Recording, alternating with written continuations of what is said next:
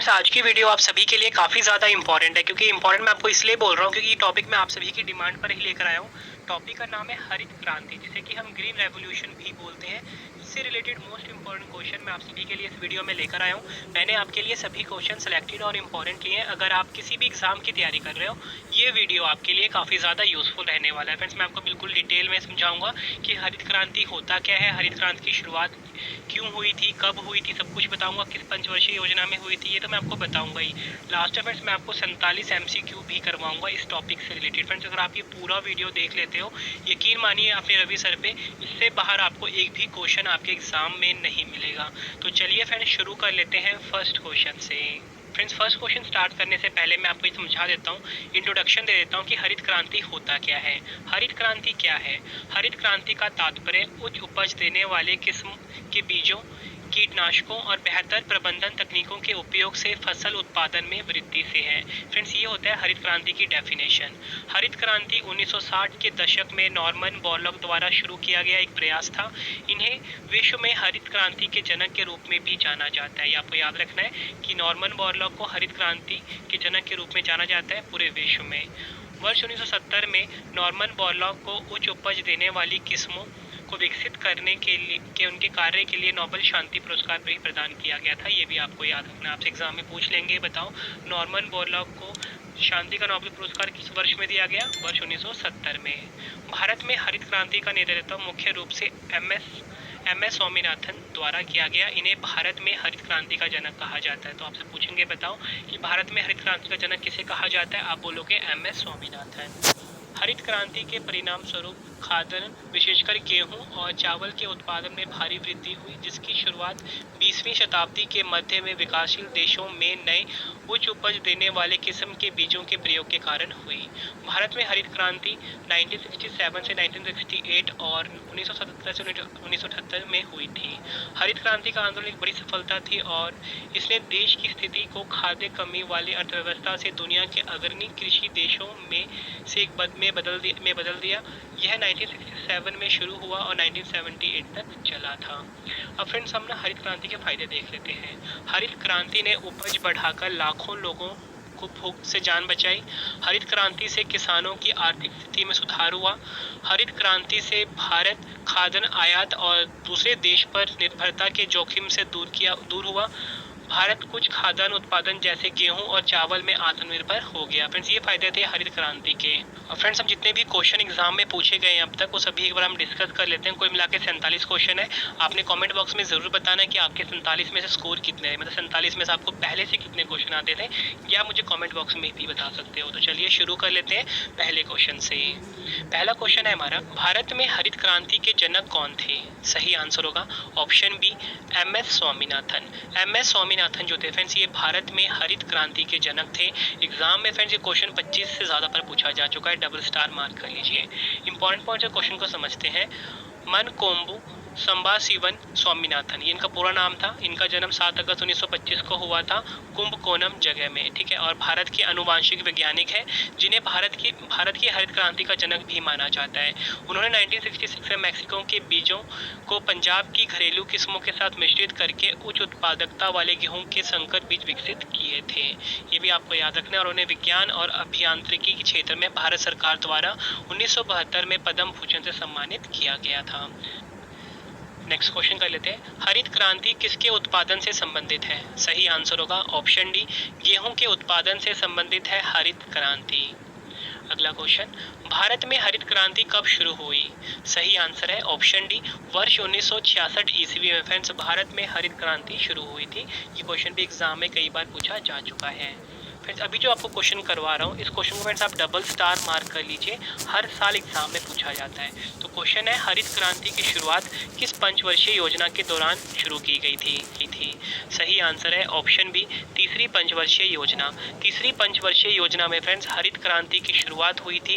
Exam के लिए most important है, इंपॉर्टेंट पॉइंट समझ लेते हैं। तीसरी पंचवर्षीय योजना का मुख्य उद्देश्य कृषि पर जोर देना और गेहूं के उत्पादन में सुधार करना था। यह 1961 से 1966 की अवधि के लिए बनाया गया था। अगला क्वेश्चन, नई कृषि रणनीति के अंतर्गत भारत में हरित क्रांति की शुरुआत किस दशक में की गई थी? सही आंसर होगा ऑप्शन बी 1970 के दशक में। 1970 के दशक में फ्रेंड्स भारत में हरित क्रांति की शुरुआत हुई थी, ये आपको याद रखना है। 1970 के दशक में मैंने आपको बताया, और ये 1966 से 1967 के बीच में शुरू हुआ था। नेक्स्ट क्वेश्चन, हरित क्रांति शब्द का प्रयोग सबसे पहले किसने किया था? सही आंसर होगा option D William S God. William S God ने फ्रेंड्स हरित क्रांति शब्द का प्रयोग सबसे पहले किया था। ये क्वेश्चन भी एग्जाम में कई बार पूछा गया है। हरित क्रांति के लिए भारत में आरंभिक साइट के रूप में निम्न में से कौन सा राज्य चुना गया था? इस क्वेश्चन को भी इंपॉर्टेंट मार्क करिए आप। सही आंसर है ऑप्शन ए पंजाब राज्य को, जिसकी राजधानी क्या है? चंडीगढ़ है। पंजाब राज्य को फ्रेंड्स भारत में आरंभिक साइट के रूप में चुना गया था हरित क्रांति के लिए। अगला क्वेश्चन, हरित क्रांति के जनक कौन थे? सही आंसर होगा इस क्वेश्चन का option A Norman Borlaug. Norman Borlaug जो थे फ्रेंड्स ये विश्व में हरित क्रांति के जनक थे, ये आपको याद रखना है। हरित क्रांति के जनक नॉर्मन बोरलॉग अमेरिका देश से थे, इनका देश भी एग्जाम में पूछा जाता है। तो अगला क्वेश्चन ही आ गया ये, हरित क्रांति के जनक नॉर्मन बोरलॉग किस देश के थे? सही आंसर है ऑप्शन डी अमेरिका देश के। नेक्स्ट क्वेश्चन, भारत में पहली हरित क्रांति के दौरान खाद्यान्न उत्पादन में आत्मनिर्भरता प्राप्त करने के लिए किस तकनीक का उपयोग किया गया था? सही आंसर होगा इस क्वेश्चन का ऑप्शन डी उपरोक्त सभी, यानी कि अधिक उपज देने वाली किस्म के बीज, रासायनिक उर्वरकों और कीटनाशकों का उपयोग और आधुनिक तकनीक का प्रयोग किया गया था। अगला क्वेश्चन इंपॉर्टेंट मार्क करिए, हरित क्रांति के अंतर्गत HYV का मतलब क्या होता है? HYV का मतलब क्या होता है? सही आंसर होगा ऑप्शन बी उच्च पैदावार वाली किस्म के बीज। उच्च पैदावार वाली किस्म के बीज होता है फ्रेंड्स, ये HYV का मतलब होता है। इंग्लिश में फुल फॉर्म होता है हाई यील्ड वैरायटी। अगला क्वेश्चन, हरित सोना क्रांति का संबंध किससे है? सही आंसर होगा ऑप्शन डी बांस के उत्पादन से संबंधित है हरित सोना क्रांति। नेक्स्ट क्वेश्चन, निम्न में से किसने भारत में कृषि उत्पादन बढ़ाने के लिए सदाबहार क्रांति शब्द का प्रयोग किया था? सही आंसर होगा option B MS Swaminathan. MS Swaminathan ने सदाबहार क्रांति शब्द का उपयोग किया था भारत में कृषि उत्पादन को बढ़ाने के लिए। फ्रेंड्स आपको क्वेश्चन का लेवल देख के पता लग रहा होगा कि सभी क्वेश्चन जो है एग्जाम ओरिएंटेड है। फ्रेंड्स बेस्ट कंटेंट आपके रवि सर ने इस वीडियो में डाला है। फ्रेंड्स अगर आपको वीडियो की क्वालिटी, वीडियो का कंटेंट और आपकी रवि सर की मेहनत पसंद आ रही है, वीडियो को लाइक और शेयर जरूर करिए। फ्रेंड्स आपका लाइक और शेयर ही मुझे मोटिवेट करता है अगली बेस्ट वीडियो बनाने के लिए। ठीक है फ्रेंड्स, मैं बहुत मेहनत करता हूँ आप सभी के लिए बेस्ट कॉन्टेंट अपनी वीडियो में डालने के लिए। अगला क्वेश्चन, भारत में हरित क्रांति का सर्वाधिक प्रभाव किस फसल पर पड़ा है? सही आंसर होगा ऑप्शन बी गेहूं पर। भारत में हरित क्रांति का जो सर्वाधिक प्रभाव है फ्रेंड्स, ये गेहूं पर पड़ा है, ये आपको याद रखना है। हरित क्रांति के फलस्वरूप देश में कुल खाद्यान्न में निम्न में से किसका अंश कम हो गया? सही आंसर होगा ऑप्शन सी उपयुक्त दोनों, मोटे अनाजों का और दलहनी फलों का। अगला क्वेश्चन, दलहनी फसल कर लो फ्रेंड्स को, ठीक है। भारत में हरित क्रांति के अग्रदूत और प्रसिद्ध कृषि वैज्ञानिक कौन थे? सही आंसर होगा इस क्वेश्चन का ऑप्शन ए गुरचरण सिंह कालकट। गुरचरण सिंह कालकट जो है फ्रेंड्स, ये भारत में हरित क्रांति के अग्रदूत और प्रसिद्ध कृषि वैज्ञानिक थे। नेक्स्ट क्वेश्चन कर लेते हैं, द्वितीय हरित क्रांति का संबंध है? सही आंसर होगा ऑप्शन डी उपयुक्त सभी, दलहन के उत्पादन से, तिलहन के उत्पादन से और चावल के उत्पादन से संबंधित है द्वितीय हरित क्रांति। अगला क्वेश्चन, हरित क्रांति मुख्य रूप से संबंध है? सही आंसर होगा इस क्वेश्चन का ऑप्शन डी अधिक उपज देने वाली किस्मों के माध्यम से खाद्यान्न का उत्पादन बढ़ाना। नेक्स्ट क्वेश्चन, हरित क्रांति कहाँ तक ही सीमित थी? सही आंसर होगा ऑप्शन सी पंजाब और हरियाणा में गेहूं। हरित क्रांति जो थी वह सीमित थी पंजाब और हरियाणा में गेहूं के उत्पादन से। अगला क्वेश्चन, हरित क्रांति के लिए भारत में आरंभिक साइट के रूप में कौन सा राज्य चुना गया था? सही आंसर होगा इस क्वेश्चन का ऑप्शन सी पंजाब। हरित क्रांति के दौरान मोटे अनाजों और दलहन के उत्पादन पर क्या प्रभाव पड़ा? सही आंसर होगा ऑप्शन बी उत्पादन में कमी हुई। हरित क्रांति के दौरान फ्रेंड्स मोटे अनाजों और दलहन के उत्पादन में कमी आई है, ये एग्जाम में पूछा गया क्वेश्चन है। फ्रेंड्स आप सभी के लिए गुड न्यूज़ है। सबसे पहले फ्रेंड्स आपको सामने जो ये वेबसाइट दिख रहा है www.ravibookspdf.com ई बुक है। जनवरी 2000 को हर सब्जेक्ट की हमारी ई बुक्स मिल जाती है, हमारी ई बुक से देखने को मिलने वाली है। फ्रेंड्स, आपके रवि सर ने बेस्ट कंटेंट अपनी ई बुक्स में रखा है। अगला क्वेश्चन कर लेते हैं। निम्नलिखित कथनों में से हरित क्रांति के बुनियादी तत्व कौन से हैं? सही आंसर होगा इस क्वेश्चन का ऑप्शन डी, उपयुक्त सभी। खेती में दोहरा उत्पादन करना, खेती के क्षेत्रों का विस्तार करना, खेती में HYV बीजों का उत्पादन करना। अगला क्वेश्चन, भारत में कृषि उत्पादन बढ़ाने के लिए सदाबहार क्रांति शब्द का प्रयोग किस व्यक्ति ने किया था? सही आंसर होगा इस क्वेश्चन का ऑप्शन ए, MS स्वामीनाथन ने। फ्रेंड्स, एक दो क्वेश्चन बीच में रिपीट हो गए हैं, ठीक है, तो आप माइंड मत करना।